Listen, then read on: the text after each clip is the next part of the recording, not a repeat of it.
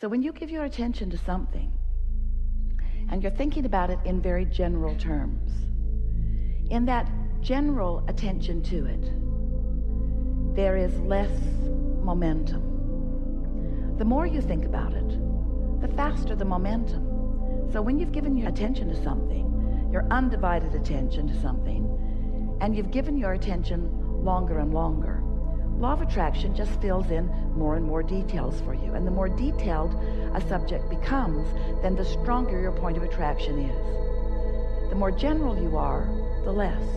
And so when we talk about law of attraction, we have to use the word or put the word momentum into the equation, because if you understand that law of attraction and momentum go together, then sorting this out will be a very easy thing for you.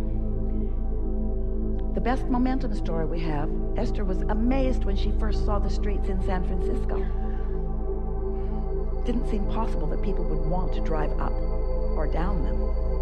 But they were. There they were. Imagine putting your car at the top of one of those hills, taking it out of gear, taking the parking brake off, and just for fun, just to see if the physics of this universe are still in place, you decide to just bump your car a little bit from behind, just to see what might happen. Well, it starts to move, but you come to your senses right away because you've been around here long enough to know about gravity and inertia.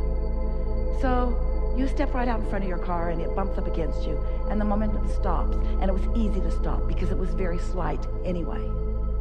But you wouldn't want to be at the bottom of that hill stopping that momentum. So law of attraction is the same.